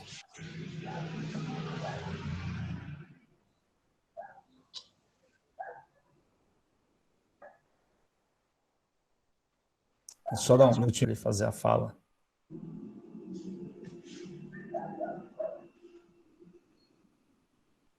Cadê o Roberto? Itailson. E lembrar que no final vão ligar a câmera. Estou aqui, gente. Fazer umas fotos, tá? Oi. Professor Berlani, a palavra é sua. Obrigado, Frank. Todos me ouvem? Sim. Bem. Obrigado. Bom, primeiramente reiterar, né, o que eu falei no início, a satisfação de receber a todos e todas, a todo esse público. E, como eu disse, eu confesso a minha ignorância, mas, ao mesmo tempo, é uma ignorância que a gente tem, mas que não é só eu, mas que a gente tem que ter, na verdade, essa disposição de estar aberto, de ouvir, para que a gente possa participar e entrar cada vez mais a fundo nesse mundo. Mas, principalmente, né, que, na realidade, o mundo é um só. O que a gente precisa é cada vez mais se aproximar. E, nesse sentido, como palavra final, né, esse tipo de evento que a gente tem promovido, que vamos promover ainda outros, ele tem um objetivo, como eu falei, aproximar, mas ele não pode terminar aqui. Nós precisamos construir políticas, nós precisamos que essas políticas sejam consolidadas, para que a gente possa, daqui a um tempo, ter orgulho, assim como nós temos a colega da UNB, eu quero ter vários colegas, amigos, que também possam ter a gente possa ter a satisfação de ter a Unipampa. O telefone está tocando aqui, só um pouquinho. Deixa eu só desligar aqui o som. Desculpa. Desculpa, pessoal, meu telefone tocou aqui, eu só desliguei. Mas o que eu estava querendo dizer é isso. A gente está nesse desafio, não é, Marta? A Marta teve esse desafio de assumir a ADAF, e a ADAF o que é? A gente consolidar as políticas. E quando fala consolidar, é agregar. Não é só consolidar as que já existem, a gente tem que construir novas políticas. E, nesse sentido, eu aproveito aqui a oportunidade para convidá-las, todos que participaram aqui desse evento, para convidá-los. Eu vou ser mais ousado, eu acho. Não vou convidar vocês. Eu vou convocá-las, convocar vocês para que nos ajudem, convocar humildemente, para que vocês nos ajudem a construir uma política de inclusão para melhorar. Eu não vou dizer construir, porque a gente tem políticas, mas, como eu falei, a gente tem que ampliar ainda mais as nossas políticas. E, nesse sentido, como eu falei, eu vou ser ousado de convocar vocês para nos ajudar a melhorar, a consolidar o que já tem e, com certeza, trazer coisas novas. Tem muita coisa que a gente pode agregar. Olha a riqueza das experiências de vocês. A gente não pode ter alguém formado em música e matemática, a gente tem as valências nas mais áreas das ciências. Agora, como eu falei, a gente tem a humildade. O que a gente precisa para isso? Eu não sei. Eu sei que a gente precisa ouvi-las, e a universidade está aberta para isso. Por isso que é fundamental esse apoio. A gente não tem a presunção de achar que sabe, não, tanto que a gente está aqui promovendo. Então, como palavra final, eu deixo esse convite, essa convocação, para que vocês nos procurem, a ADAF, procurem a Unipampa, para que a gente possa, a partir desse dia de hoje, ter esse marco da gente construir, que a Unipampa construa uma política para que a gente possa, daqui a uns anos, ter vários egressos da Unipampa nas mais diversas áreas que a Unipampa oferece os seus cursos, na área de humanas, exatas. A gente tem essa enormidade de cursos e, com certeza, esses cursos que a gente tem, eles oferecem oportunidades e a gente está aberto a isso. Mas, para isso, a gente tem que estar preparado. E ninguém melhor do que vocês, com a vivência de vocês, para nos trazer essa experiência para que a gente possa recepcioná-los da melhor forma possível. Muito obrigado, meus parabéns a todos, e feita a convocação. Agora é contigo, Marta, de nos reunir com toda essa nossa turma aí, de briosos, lutadores, que a gente está de portas abertas. Tá? Uma boa noite a todos. E a Unipampa não é minha, não é da Marta, não é do Frank, não é da Elimar, a Unipampa é de todos e de todas. Estamos aqui para recebê-los da melhor forma possível. Muito obrigado. Só dizer o seguinte, eu combinei com elas... Fala, Frank. Ô, Roberlane, eu combinei com elas um monte de coisa, mas essa pegadinha aí a gente deixou pro final, né? Meninos, passo a fala para vocês. O pessoal já ligou a câmera para a gente fazer um monte de foto depois. O pessoal está colocando ali as cidades de onde são, muito legal. Tem a galera do Rio Grande do Sul, mas tem Bahia, Minas Gerais, tem tudo quanto é canto. Então, só passar a palavra final para vocês, e se vocês quiserem falar na despedida, e a gente vai encaminhando para o fim. Podemos começar na ordem que eu tô falando, na ordem que aparece para mim aqui, né? Certamente não é mesmo para vocês. Tá Fernanda, Rita e Sara, estamos do lado da outra nessa sequência, a gente pode fazer assim, se vocês acharem melhor.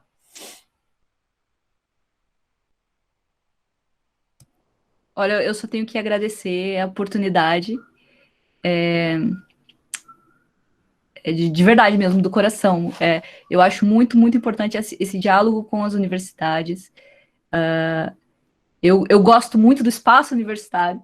Eu sou universitária há uns 10 anos. Estamos tentando se formar. Um dia vai. Acho que no dia que eu concluir a minha graduação, eu vou até sentir falta, vai ser estranho. Mas, enfim, então eu me sinto muito à vontade, eu gosto muito do ambiente universitário, e eu acho muito importante esse contato da comunidade com a universidade. Então eu agradeço demais a oportunidade de estar aqui falando com vocês, conversando com vocês hoje mesmo. Muito obrigada.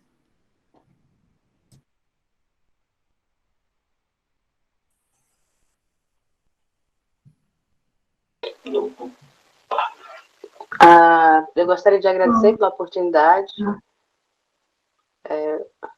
de participar aqui, foi muito bom. E é isso. Agora é a Rita. Só uma pergunta, Sara, é a primeira vez que você participa? Sim, é a primeira vez. Estamos igual, Sara, a primeira vez que eu faço uma mediação. 20 anos de sala de aula, eu nunca tinha feito uma mediação, então estamos igual de primeira vez, assim. Pois é. Obrigado. Mas foi muito importante para mim. Obrigada, gente. Beleza, foi ótimo. Muito obrigado. Rita. Então, eu estou convocada agora, né? Estamos aí convocada. Adorei isso. Muito obrigada a todo mundo que elaborou, pensou e trabalhou para esse evento acontecer. E eu fico muito feliz sempre. Gente, tem uma família inteira aqui no. Que bonitinho. Oi. Você é o professor Paulo e a família dele, é o nosso pró-reitor de extensão. Lindo, lindo. Também conhecido por mim como meu chefe.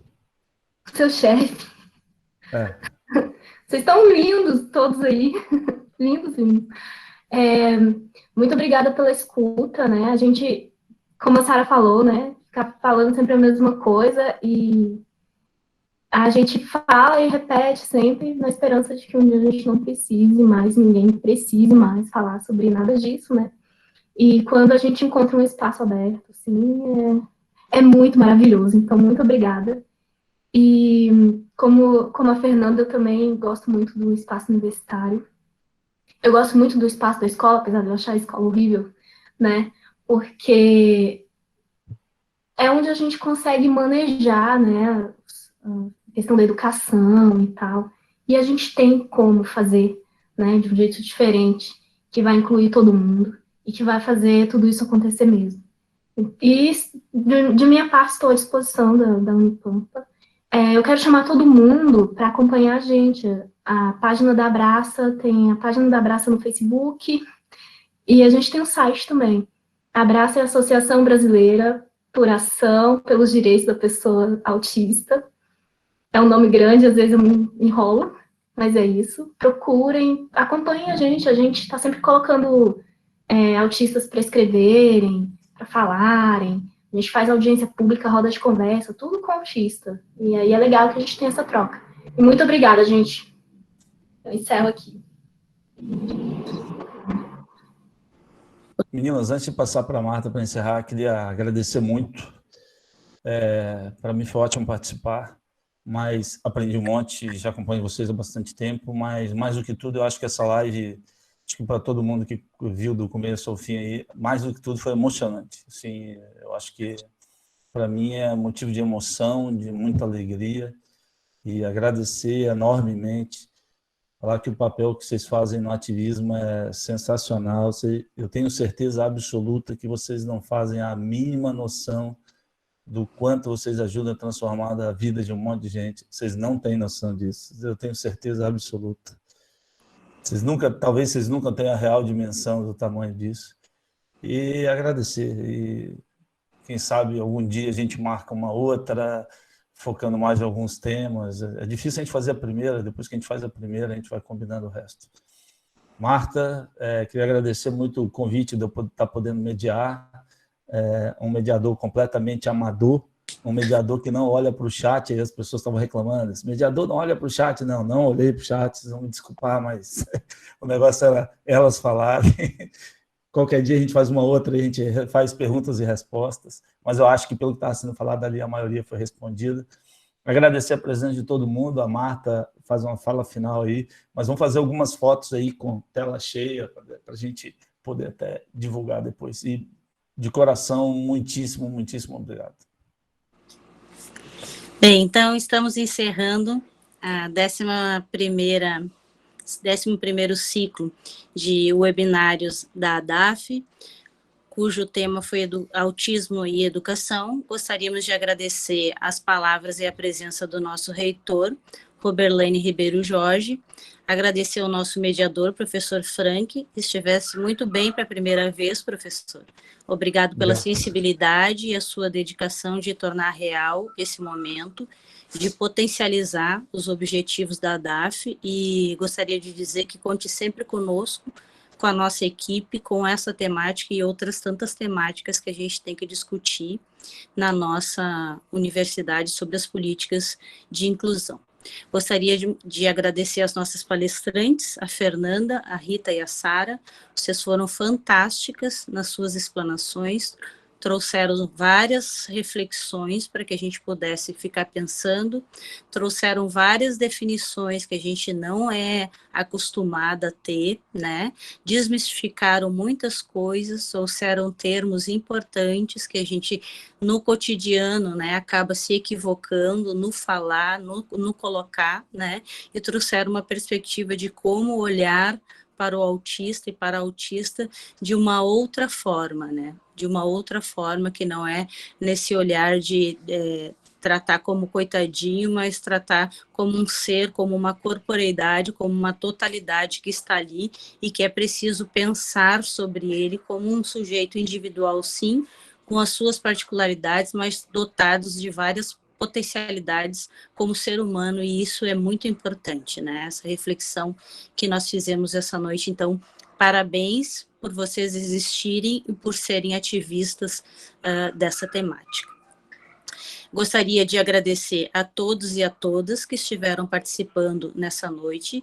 Gostaria de agradecer especialmente a minha equipe da ADAF, que incansavelmente trabalha todas as semanas, né, dioturnamente, para tornar possível os momentos do webinário e dar conta de todas as demandas que a gente tem tido com as políticas de ações afirmativas, com as políticas de inclusão, com as políticas de diversidade na universidade, na interlocução com a comunidade acadêmica, na interlocução com a comunidade geral. Obrigado por serem nossos parceiros e nossas parceiras, né, no cotidiano desse desafio.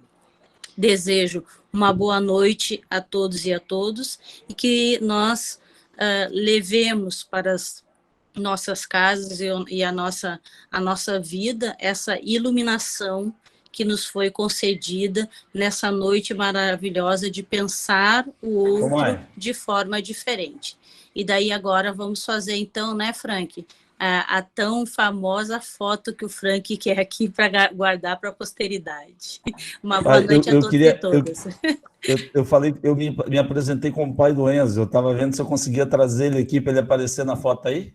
Conseguiu? Vou tentar pegar ele aqui, só um Tá segundinho, bem. um segundinho. Tá bem.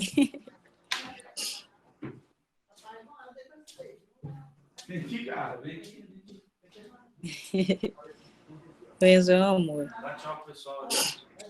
Vem dar tchau pra galera aqui. Aqui, ó. Não quero. Vem cá, Vamos lá, só um pouquinho. Só dá uma olhadinha aqui. Só um pouquinho. Dá um tchau pra galera aqui. Vai lá. Dá um tchau pra essa galera aqui. Dá tchau. O pessoal te vê Tchau, aqui, Enzo. Dá tchau. E aí, pessoal? Tchau. Vai dormir. Subiu pra dormir já. Então, se eu estou aqui, Tá bom. se algum dia eu entrei nessa brincadeira séria, foi por causa desse rapaz. Então, só queria mostrar para vocês aí. Obrigado. Obrigada, professor. O pessoal vai tirar foto. Vamos tirar a foto? Vamos? Eu não tô chegando. Giovanni, por favor.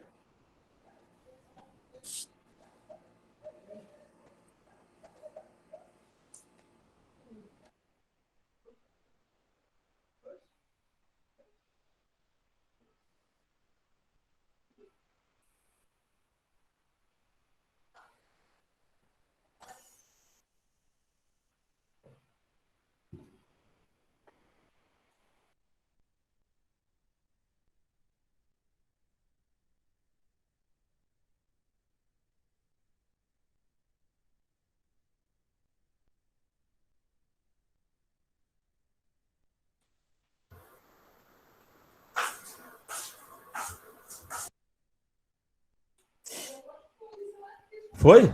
Marta. Sim, professor. A Marta não conseguiu mais entrar, mas já conseguiram tirar foto. Perfeito. Só agradecer aos nossos amigos da Tradução por Libras. Pessoal, então eu me despeço, aqui a gente vai encerrando. Muitíssimo obrigado, grande abraço a todos e a gente vai deixar disponível essa live nos canais da universidade, e a gente vai divulgando no Facebook das Pró-Reitorias e da Reitoria, do Gabinete da Reitoria. Muitíssimo obrigado, grande abraço. Tchau, tchau.